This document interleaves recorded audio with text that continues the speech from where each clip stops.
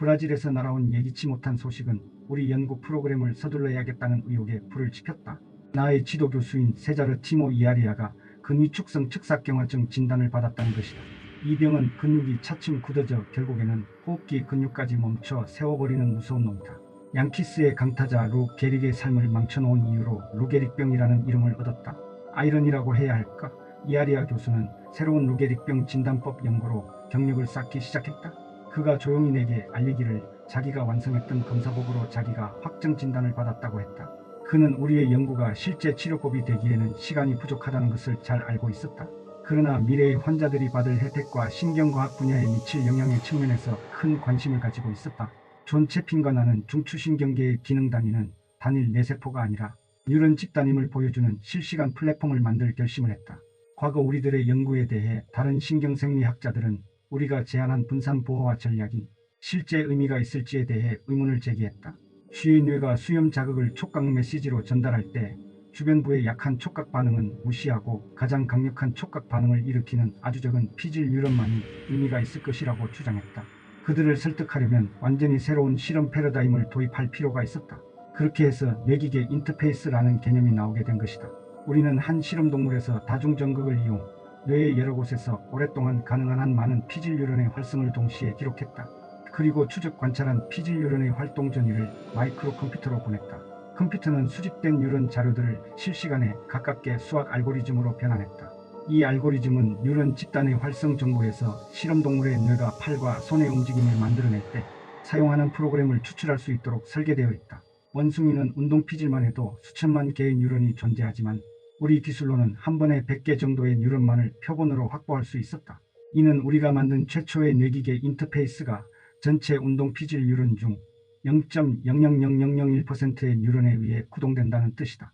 그리고 실험동물이 BMI를 일관되게 작동할 수 있으려면 뉴런 활성이 신속하게 디지털 신호로 번역되어야 한다. 번역 소요 시간이 200에서 300ms를 넘어가면 실험동물은 곧바로 비협조적이 되거나 실험을 포기했다.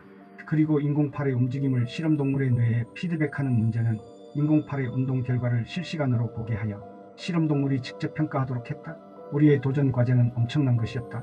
첫째, 오래 사용 가능한 뇌 삽입장치로 충분히 많은 뉴런에 접근해야 했다. 둘째, 실험동물이 BMI를 작동하기 위해서는 설계한 운동 과제를 능숙하게 할 수 있도록 해야 했다. 셋째, 날 것 그대로의 뇌 활성에서 다중의 운동 명령을 실시간으로 추출하는 컴퓨터 알고리즘을 개발해야 했다. 마지막으로 실험동물이 인공팔의 과제 수행을 보고 어떻게 반응할 것인가였다. 1997년 미국 국립보건원에서는 존 채핀과 내가 작성한 BMI 실험의 연구자금을 지원해 주었다. 그 실험을 통해 쥐가 진짜 뇌기계 인터페이스를 작동하는 수행 성과를 측정할 수 있었다. 이후 1999년 벨이라는 올빼미 원숭이를 이용한 영장류 뇌 작동 기술 실험을 했다. 이 실험에서 우리는 미느필터라고 알려진 간단한 알고리즘으로 벨의 뇌 활성을 정확한 디지털 운동 신호로 번역해내는 방법을 발견했다. 그리고 근육이 움직이기 수백 밀리세컨드 전에 대뇌 피질에서 운동 명령 신호가 발생하고 이것이 척수 뉴런으로 전해지며 최종적으로 운동 대본이 만들어진다는 것도 알아냈다. 2002년 겨울 우리는 모든 신경생리학 실험의 어머니 프로젝트 준비를 마쳤다. 거대한 하드웨어를 조립하고 새 컴퓨터 프로그램을 만들고 몇 달을 원숭이 오로라에게 비디오 게임 연습을 시키며 보낸 후 드디어 실험을 시작했다. 오로라는 조이스틱과 평판 LCD 화면 그리고 과일 주스 분배기 앞에 있는 의자에 앉아 있었다. 그 옆에는 512채널 다중 뉴런 데이터 수집 프로세서도 준비되어 있었다. 이번에는 96개 채널을 사용한다. 통제실 뒤에는 자유도칠인 산업용 로봇팔을 설치했다. 팔 끝에는 간단한 사물을 집을 수 있는 손가락 2개가 달려있다.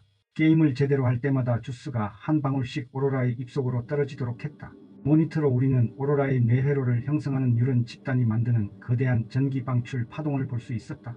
우리는 대뇌 피질의 신비로운 골과 마루 속에서 씨앗으로 심어졌다가 파동으로 싹을 틔워 퍼져나가고 다시 사라져 갈 때까지 생각이 살다가는 유동적인 삶의 궤적을 목격하고 있는 것이다.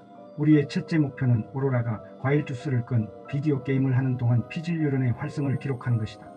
그리고 오로라의 뇌에서 발생한 전기 신호에서 왼쪽 팔과 손을 움직이게 하는 운동 명령을 추출해야 한다.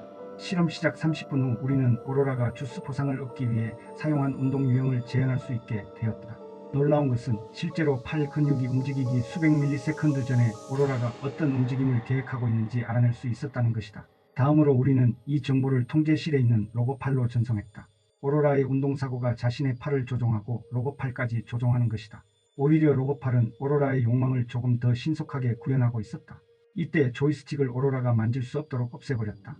그리고 커서의 통제권을 조이스틱에서 BMI의 명령을 따르는 로봇의 손목으로 넘겼다. 이제 오로라는 조이스틱을 움직여서는 주스 포상을 얻을 수 없다. 로봇팔이 목표물을 가로챌 때 취했으면 하는 팔 동작을 상상해야만 한다. 우리는 오로라에게 이 상황에서 어떻게 해야 하는지는 훈련시키지 않았다. 스스로 그 작동법을 찾아야 하는 것이다.